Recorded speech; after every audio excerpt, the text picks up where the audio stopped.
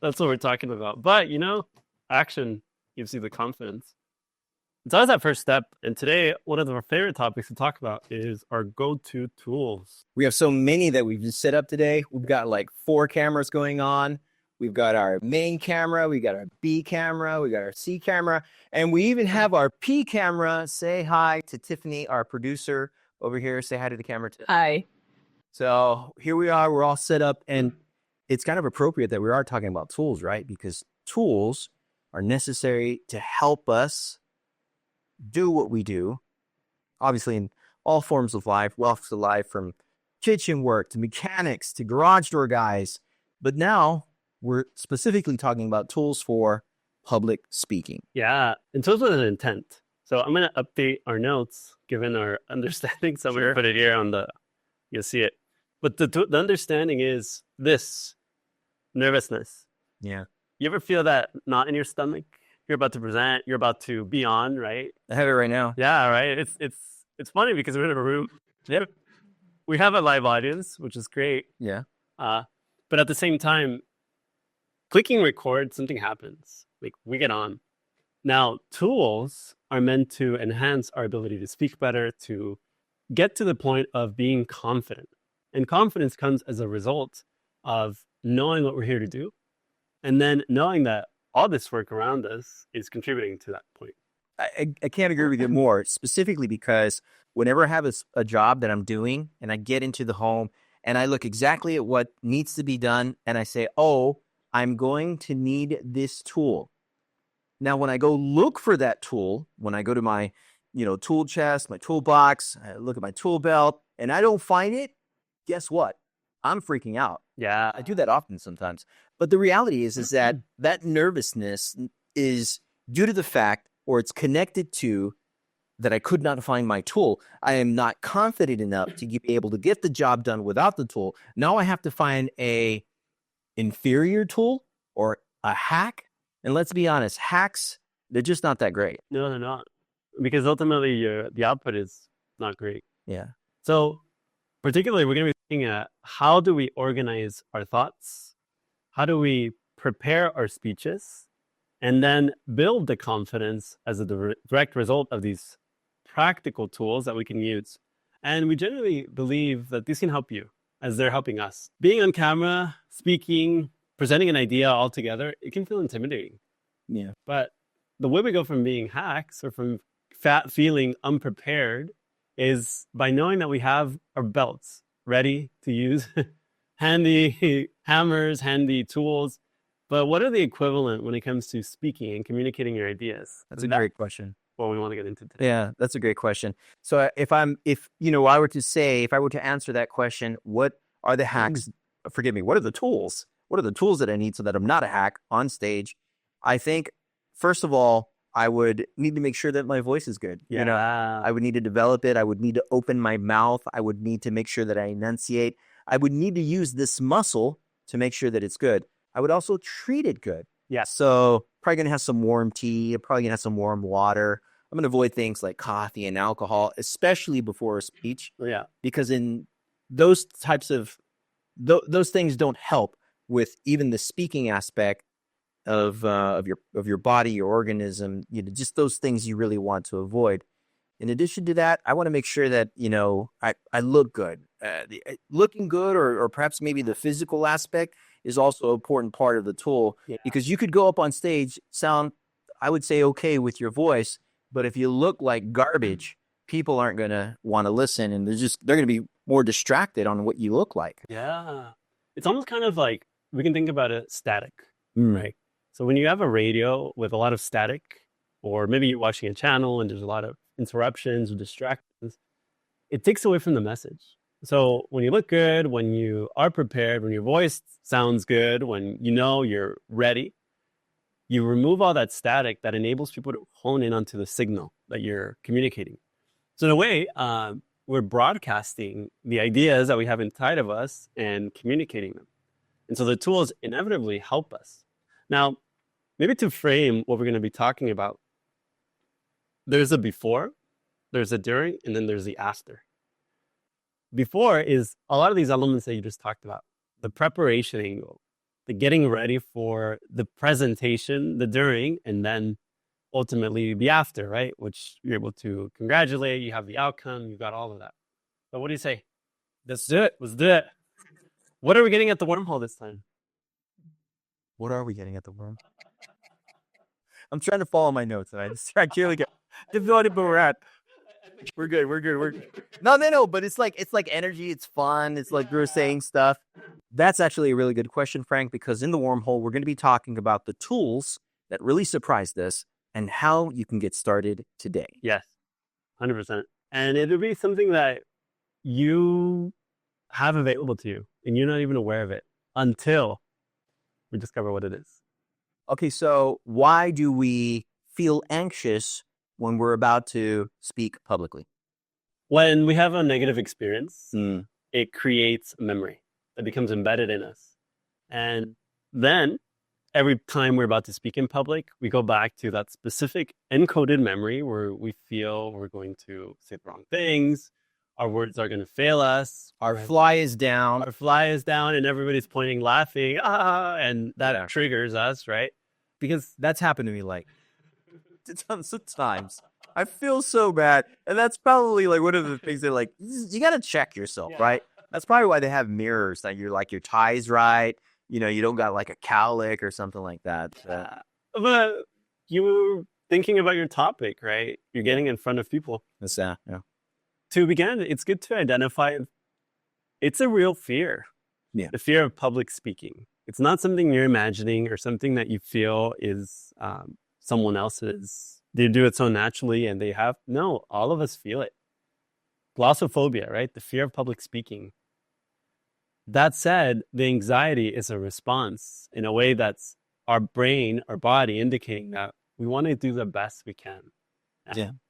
So as we talk about what helped us get from nervous to confident on camera, you know, we want to identify the series of why we feel anxious. We've got 3 points here. So what's the first point on why we feel anxious? Let's take a look at it. Sweet. Ouch, that hurt. Ouch. I was it softly. Still hurt. Fear of judgment. That's what it is. Yeah. Our first reason why we feel anxious is the sense that others will have an evaluation about who we are and who we aren't. And so there's this saying that says, the moment you open your mouth, you let the world know who you are. And so for many of us, that comes with a lot of weight. We want others to think highly of us, especially let's consider high-stakes situations. We're trying to get a job and we're presenting ourselves for the first time to someone. What you say in that moment will be judged in the sense that someone's deciding what they think of you, the value you bring, your ability to do the job. And it's not whether, we know it's not necessarily the actual work that's being judged. It's your ability to convey the confidence that you're the right person to do it. That makes total sense. Yeah. Okay, so what's number 2? Number 2, softly. Lack of direction. Yeah. When we start speaking, we don't know where we're going. We think there's a destination, but we somehow meander and we want to go to New York and we end up in Australia. How did that happen? I don't know. There was a cool kangaroo. But I jumped up. Yeah. And that's what happens with our communication. Not having a clear direction, not really knowing what our intention is. For instance, right now, this is a form of public speaking. Yeah. We're very clear on what we're doing. We're talking about what helped us. For us, it's preparing, which we're going to get into in our system and understanding it, but also being clear that our direction is podcasts. It's a message that we're communicating with an audience of friends, of people that we want to help as we share our story, as we share the points that resonate with us. That direction, that intention helps us to be clear as to what we're doing here. Yeah, and I think about that point because it's so vital to have direction. Whenever I do have an assignment or a talk or whenever I'm dealing with perhaps maybe a group of friends or a team that I'm directing, that I'm working with, and if I'm not prepared with that direction in my mind, what comes out of my mouth, it's just babble. Yeah. And at the end of the day, I've made more of a fool of myself which adds on to the fear of judgment, which then again doesn't help us to be confident. It makes us more nervous. Exactly. All right. And that's something that can be prevented, right? Sure. Which is why we're here. We're talking about this topic. Yeah. So what's number 3? So number 3 is reframing as an opportunity. Okay. So what happens is we see speaking as something that's going to conquer us, as something that's difficult, as something that's a problem. But if we can reframe it to present it as an opportunity, as an ability to share and communicate an idea, as a way of enthusiastically presenting and enabling someone else to have a better day by what we share, as a way of improving and adding and bringing a new sense of understanding and clarity to the situation, all of a sudden it doesn't feel as scary. Yeah. Yeah. You know what? I've never really thought about that, but I'm glad that you brought that up right now, because reframing to me almost it allows me to basically say, listen, I'm not taking myself seriously. I'm just taking what I'm saying seriously. So it's not like I'm up over here saying I'm someone or something, but what I got to say, it's important that I say it. And so that's where reframing for me is so vital when you're trying to find that confidence to get out of your nerves. And if you can almost like command the room and say, hey, listen, we're all of us are the same here. We're all, stripped down everything, and we're all kind of nervous per se. So that reframing, that idea, that mentality, perhaps maybe allows people to not be so judgmental, could perhaps maybe be more open to where the direction is going. And at the end of what we're trying to accomplish, whether that's a talk or some sort of team management or some type of sales guide or whatever, we'll be able to reframe now what we're trying to do for the benefit of our listener. Definitely. Following and continuing with this idea of a reframe, nervousness and excitement are the same emotion. Oh, wait a minute. How's that the case? So, because I'm excited right now, but I don't feel nervous. Right. Yeah. But if you choose to empower the nervousness, Interesting. You're going to feel biologically, chemically the same feeling. Yeah. So if you're nervous, which is really practical here, and you're about to present, don't see it as nervousness. See it as excitement. See it as tap into those memories and that experience of, I'm about to talk to someone about a passionate topic I feel really excited about. And watch and see how the butterflies start to form themselves and align themselves, and now they are flying ever so beautifully. That's awesome. Yeah. I love that. That's a reframe. That's an opportunity to take the same situation that would normally knock you out, leave you without gasping for air, without an ability to speak. So all of a sudden, having fun, having a great moment, and making an experience unforgettable. Yeah. So you could easily say, like, I'm totally scared right now. Yeah. But I am more scared that I don't tell you guys what's about to happen, or I am more scared to not give you this information that I have currently right now that I've prepared, so that way you guys can avoid and thus win. Wow, that's awesome, bro. Yeah. I love that. Yeah. Yeah. Mm-hmm. Go for it. That's the reframe. Yeah. So now that we look at what makes us anxious, we want to think about those tools that we would go to, again, to find that confidence. Yeah. So understanding the why, and let me put this back. Yeah, let's put it behind you. We'll put it next to it. That way you see. Oh, yeah. Maybe I'll help you there. Thank you there. I mean, I got to do something on this show, right?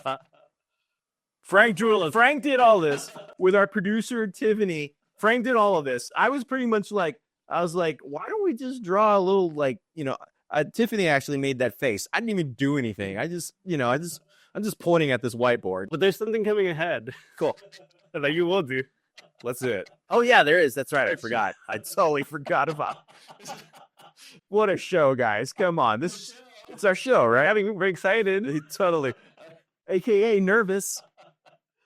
The build 2 tools. Go for it, bro. First one, invaluable is your brain, but not just any kind of brain. Well, your initial brain is good too. Your second brain or your digital brain. Yeah. This is indispensable when it comes to formulating and coming up with your ideas. Yeah. So what is a second brain or a digital brain? It's your collection of the different apps, the tools, the systems that come together and work parts to complete the whole, where you capture your notes, where you capture your tasks, your activities. This is part of what we'll be talking about more of personal knowledge management.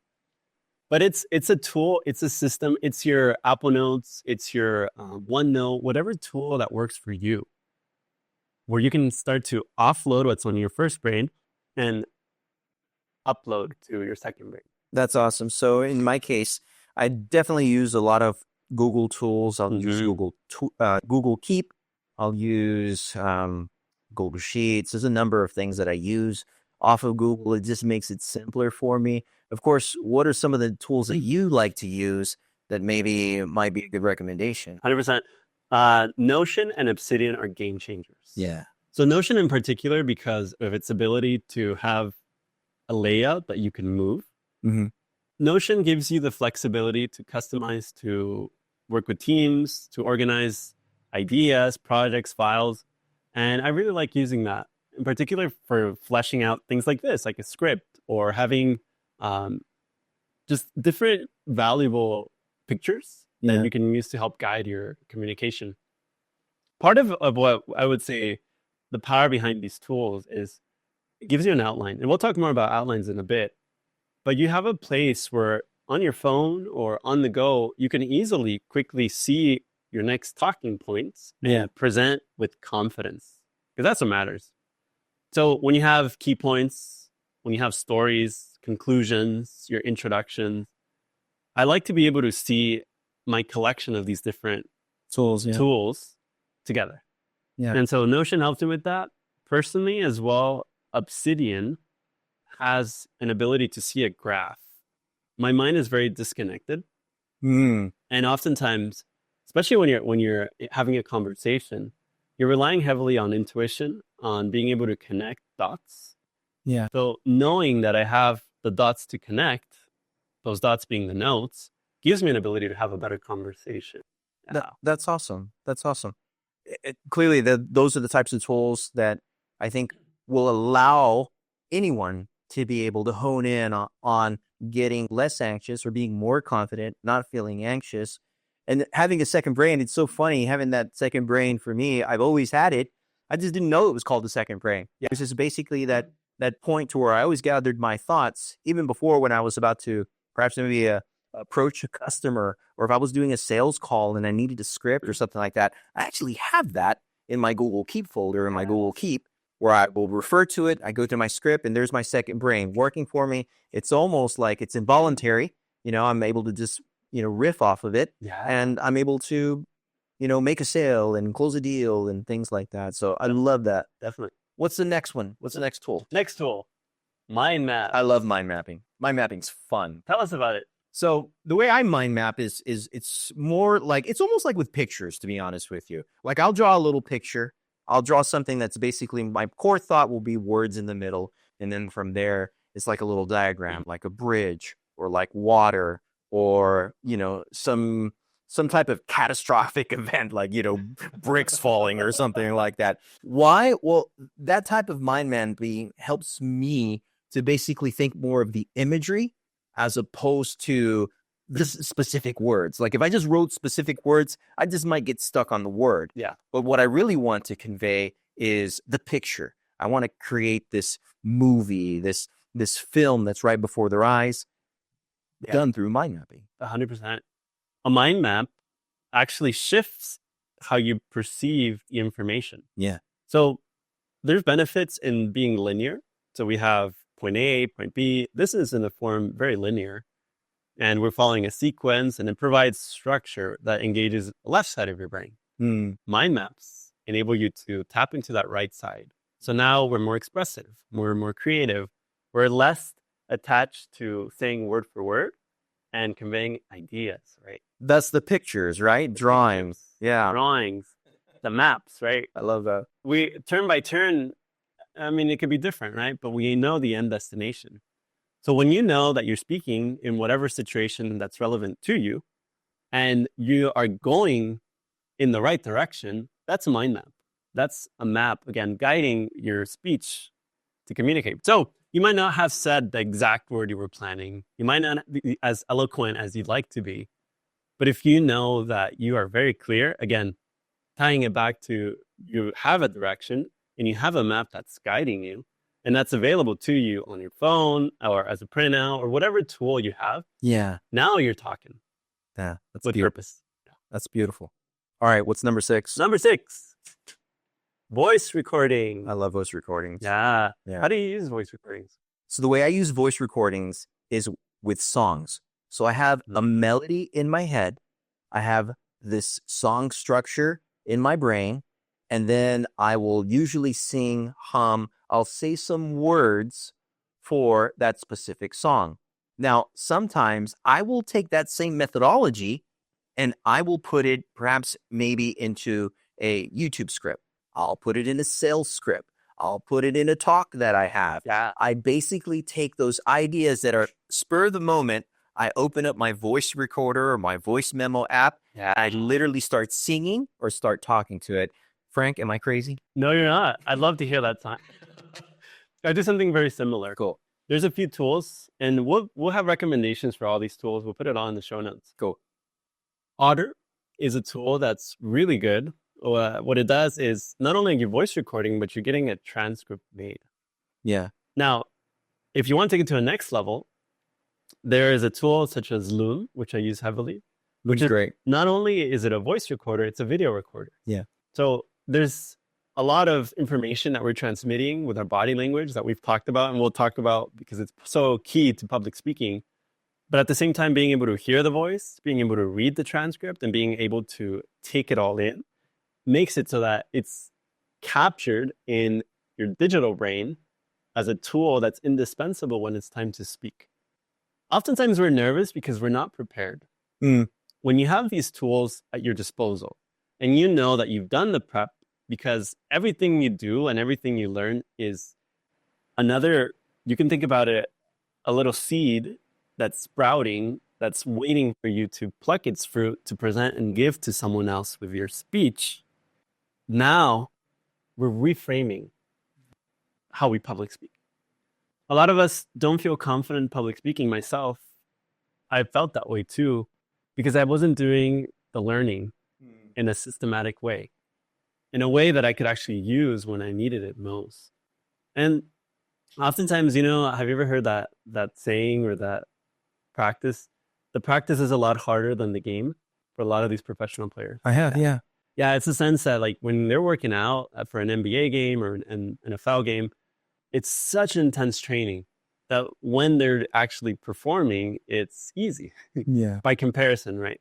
And so if we choose to see every opportunity we have when we're reading, when we're learning, when we're getting actively prepared and we're intentional, then when it's a matter of being called on the spot, you're not scared or you're not nervous anymore. You're confident because you have a system that underlies your success. Beautiful. Yeah. Now, another tool that you can utilize to help you not be as nervous and find confidence in your public speaking is with our public speaking scorecard. And you can download that free scorecard in the link in the description. Just like the tools that we've talked about, this can be an additional tool to help you find those metrics and those points where you can actually break through that nervousness and at the same time find the confidence so you can build it into your system. And I think that's probably where we're going to bridge it to now, right, Frack? The systems. So what's our next point? The system. Number 1. Your go-to dump. No fart jokes, please. Go take it out. Go take a dump. Put it on pause and just go dump right now. Okay. Wait for you, but please don't tell us. TMI. So what is the dump? What is the brain dump? Take a dump. What we're going to introduce next in these dumps and others is part of the routines, Sure. the weekly and daily routines that make it possible for you to feel confident. So one of the things I like to do is every morning, I do my morning pages. So part of that is it's an idea dump in a way where you're expressing some of those concepts, things, ideas unconsciously by writing them through a sheet of paper. So whether that's 10 minutes that you can take every day to just jot down your quickest thoughts, or you're working on a topic, answering questions, there's no real structure to it. Write whatever comes to mind. It's just you, ideas, and paper. Yeah, you could type it up if you're so inclined, but there's a lot of benefit to writing physically. because that's a way that you're also letting the information cross your body and come down on paper. Yeah. So that's the idea behind a dump. And how does this help you? Well, for many of us, we don't see the connection between writing and thinking. If you want to be a good communicator, improve your writing. And the only way of improving your writing is by taking pen, pencil, and putting hand to paper. Simple. I gotta interject this in just because it made me think of this. But there's a rapper who goes by the name of Lil Wayne, right? And so he wrote down literally all of his lyrics. He wrote down all of his lyrics in his raps. And there's this ideology that he has that he never wanted to have music that was just confined to the paper. In fact, when he crafts his rapping style, it's not written down. It's pretty much in his head. But the point that I'm trying to get at is that he wrote all of those lyrics down just to get out those ideas. And he rapped all of them. That is, he sung them. He did his art with it. He rapped all of it in one take, in one song. He was just, spitting out all these rhymes and stuff like that. Yeah. Now, I'm not saying I'm a Lil Wayne fan, but the truth is that method, what he did, it's really impressive because he took all of these ideas and he needed almost to be like a cathartic experience. Yeah. He needed to get all of those emotions out because he didn't want to have his art on a piece of paper. He wanted it to transcend to something else. And so that's what makes me think of the dump when you're writing out those thoughts almost to just expel. Wow, that's a euphemism for you, right? I mean, he just wanted to expel all of that so that way he could find clarity, feel better. Yeah, right? Okay, can we go? Go for it. Spell to compel. There you go. All right. What's our next point? What's our next point on the dump? So after you've done your daily dump, you have a weekly review. Love it. Some people like to do it on Friday. Some people like to do it on Sunday. Personally, I like Sunday. And the idea behind a review is you're able to look at these writings from throughout the week and then see themes, see patterns. So again, we're all seeing it in the guise of going from nervous to confident. You don't realize how many stories you have, how many experiences, metaphors, little sayings that you have and that you hear every day. Oh, oftentimes they're gone, they're forgotten because we never took the time to write them down. Yeah. So when you start incorporating this idea of like a daily dump, sometimes it's daily dump. It's literally what it is. Literally, what happened to our show? The roar poll just took a different meaning, didn't it? So that'll be a scene. Yeah, exactly. But it makes so much sense. I think when we talk about, because there's a certain pattern with regards to our daily dumps, that is our daily downloads. How about we call it a download, right? Yeah, it's a daily download. Like you wake up in the morning, you download. From the brain, Right. from your digital brain. Well, I mean, talk about it like just a side note right there. Relationships. When we see our wives, our family, our friends, we've got that download, right? It's that dump per se, but it's that download like, hey, what's up? What's going on? What's new? This happened, that happened. I think that's really what we're saying. Yeah, that is. And it's on us to communicate the best parts of it. Yeah. Because it's true. There are those friends or especially our significant others, right? Where we sometimes go all out, right? We express, we dump everything. Yeah. We also don't want it to be a trauma dump because there's limits to how we can use power of our words, right? To uplift someone and then to bring them down. So it's being mindful. Some of this work is mostly to clear a lot of the chaff and remove a lot of the things that just don't serve. The negative emotions, the feelings, like it says, the cathartic experience needs to be released. We do that with our friends who we can do that with, but that's not for everybody, right? Because it's true. What happens with many of us is, okay, we're in a high pressure situation and we're bringing in all this negative speak that's not going to help us feel confident. That's true. But once you've dealt with it, once you have a process of clearing and removing this from your system, now, Ergo, writing it down. Yeah. And realizing that this isn't you, but rather it's out of you, it's separate from you, and you're able to discard it. your communication is only clear. It's like water being filtered. Love that. Love that. Thus, in the review, that is when you look through all that you've downloaded, you review it and you're like, oh, wow, where was I at this point, or what was happening? And it kind of makes you think like, yeah, I never want to do that again, or I don't want to be that, or I can get past this. Yeah. You know what? I'm going to be better than this. I'm not going to fall into that trap. I love that. That's a fantastic part of the system. And that becomes your platform from where you start speaking. Yeah. Because you have this as your foundation. Right. This is foundational work. And so you're sifting in the mind of your own experience to come out with the gold gems and crystals and the beautiful diamonds that you give others. But at the same time, you're also using the negative experience to relate, to show that you're not above others, but rather you understand and you can empathize at a deeper level. So it makes you a more effective communicator, teacher, speaker, writer, creator, whatever it is, because you're using your voice and the foundation of your experiences and your insights. So you want to speak better, you are minding yourself. You're discovering what's available to you. That's fantastic. All right, so what's number 9? And number 9, we have the power of an outline.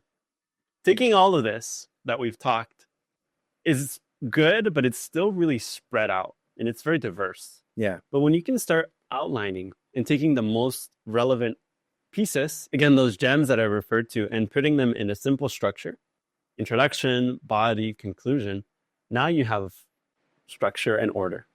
And so you're able to follow the narratives, right? The arcs, the 3-part stories, again, problem, conflict, resolution, solution, right? Like your story, basic hero's journey.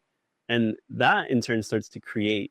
So it's not about just speaking about everything ad nauseum, right? No, it's speaking with purpose and order and structure to the point that you are going somewhere. You're on a journey and you're taking your audience there with you. Beautiful. Mm-hmm. Hey guys. Yeah. So as you guys are talking about this, I'm realizing that I also have a fear of public speaking. And I'm definitely not alone. So just like quickly looking up Google, I found out that about 1/3 of the population suffers from fear of public speaking. But it's not just a fear of public speaking. It's actually associated with a higher chance of developing generalized social anxiety disorder. And it also even says here that it has negative occupational, academic, and social consequences. So it's affecting people in different areas of their lives. And just looking at the subreddits for public speaking, there's 28,000 people. Wow. And almost everybody that's in there is talking about their fear of public speaking and how they're 30 years old, 40 years old. They're doing this for work. They still feel anxiety. And they're taking medication to help them deal with the physical manifestations of anxiety, like a shaky voice, sweaty hands, and other things. So it's definitely something that's affecting a lot of people to a point where they're feeling shame about it. That's crazy, huh? First of all, you know what I just learned listening to Tiffany right there? We're not paying her enough. Number two, She needs a raise. Yeah, she totally needs a raise. She literally needs a raise. Number 2, we're just in the right market. Like this podcast is positioned perfectly for those that are looking to really up their public speaking game. I know I've benefited from it. I don't profess to be the greatest public speaker. I'll refer back to my metrics when I, have my videos on my YouTube channel. A lot of people will say, "You talk too much," or "You're just babbling," or whatever. Yeah. You gotta have to have thick skin. Yeah. In order to get through this YouTube game.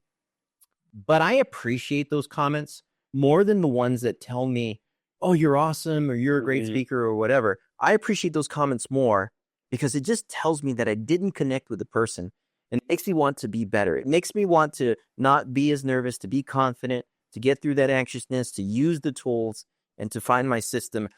Honestly, I've been doing this already, Frank. Yeah. I just didn't know to what degree I was doing it. And now I see what I need to do to get better. Oh yeah. And I'm there with you. It seems like it's easier now, but it wasn't always the case where you could just turn on a camera and speak. Speaking comes as a result of the work you've done. And empathizing, all of us have this experience that we can go to. What I always find comfort and solace in understanding is I can be the best me. And my voice is unique, it's special, just like everyone's voice is unique and special. And it's up to us to either, if we're introverted and more on the quiet side, awesome, hone in on that, make that your advantage. If you're more of the extroverted who takes up the room, take up the room. There will be people who need to hear you, and you will be able to deliver their message in the best way for them. But at the same time, back it up with the systems, back it up with the tools, back it up with the attitudes and mindsets. Like, for example, what we talked about, have a healthy relationship with judgments and fear of it. Judgment and someone telling you a criticism isn't a bad thing. No, it's not. Yeah, if it's going to help you. Yeah. Because someone cares enough to give you a piece of advice that will help you to improve. But at the same time, learn the ability to discern, right? Not everybody is well-intentioned, and that's okay. Not everybody's meant to share good with others. And we just learn how to use that to, again, do this foundational work, which is what we've been talking about a lot. Speaking ultimately is about expression. And when you're able to express fully and know that what you are thinking is coming out just the way you want it, now you are in a better position to be present, to enter into flow, and to enter into these states of higher consciousness. That's what it is. They are. They really are. It's getting meta.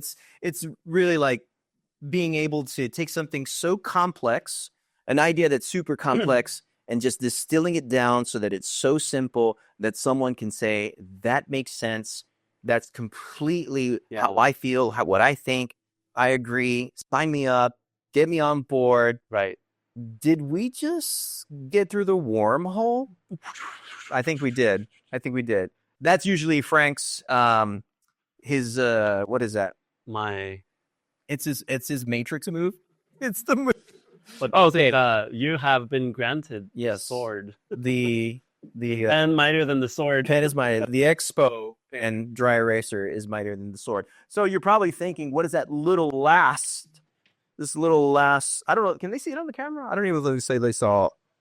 I think they saw it, right? Yeah, pretty much. All right, we're good. So this last portion right here, we'll sustain it right there. What is this? We're entering the wormhole. That's right. So basically, if we put all of these ideas together, right? Whoa. Yeah. We get through the wormhole. We want to be able to utilize them in a way that transcends us, that gets us through the noise, it gets us through the madness, and now we're in the wormhole. And Frank, we had mentioned that the wormhole today was going to be about the tools that really surprised us and how they can get started. Go for it, bro. Let's do it. Let's do it. Video playback. Video playback. Why video playback? There's what you think you know, what you know, or what you really know. When you see yourself on video, it's such a high leverage move to record yourself and play it back. Because unlike maybe our friends or the people who we respect, the camera gives it to you the way it is. Yeah. It doesn't lie. It doesn't lie. Your voice doesn't sound the same. Your movements, body language, your face, face, your eyes. The funny faces you make, the camera will reveal to you. At the same time, it's such a powerful move because if you can start developing the confidence and you come again with the foundation that I've been reemphasizing, you have the tools, you have the notes, you have your systems where you've done the work.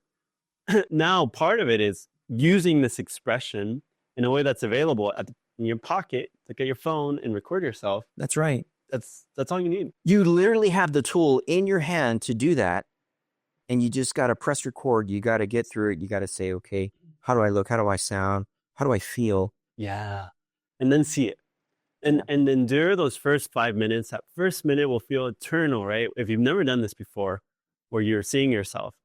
But the more you practice, the more you get desensitized to who and what you're doing. And then eventually you get to the point where you begin to admire and recognize the strengths and identify the weaknesses from which you're going to improve on. So you recognize the strengths, identify the weaknesses, fix those, and then at the same time, you start to set goals as your third step for your speaking ability and the way you communicate, and then find the different contexts where you can use that. That's awesome. And it all a result from you just using this tool from the wormhole. Yeah. And clearly, this is what helped us to go from being nervous to confident on camera. It's a great blueprint. By the way, if you guys want a copy of this or you want a picture of this, we'll upload it. We'll have it on we'll put it on my Instagram. Yeah. On the Instagram. We'll put it on Instagram, YouTube. We'll take a picture of it so that way you can see the framework. You can see the ideas. And one of the things that I think is important to do also with regards to, this platform, this show, if you have a fear of anxiousness, let us know about it in the comments. If there's a tool that you specifically like that's helping you with your second brain, your mind mapping, things like that, let us know in the comments as well. And of course, what are your systems? We want to know what are the things that'll help you to get from nervous to confident on camera. Frank, this has been a really good episode. Yeah. And I'd like to also share your stories with us. Oh, sure. Relate. Tell us what would you experiencing in your world right now? Because this is how we go from being islands to being networks, right? To start to develop each other and inspire one another. And we do this happily from our hearts. Like, we really do believe that public speaking is a great way of helping others. And so, share in the comments your stories, your experiences, what it is that you want to do more, or what you're looking to be able to achieve when you become your version of a confident speaker. That's awesome. Thanks, Frank. We also have to thank our producer, Tiffany. Thank you so much for helping us out with the information today. You guys, y'all stay safe. Take care.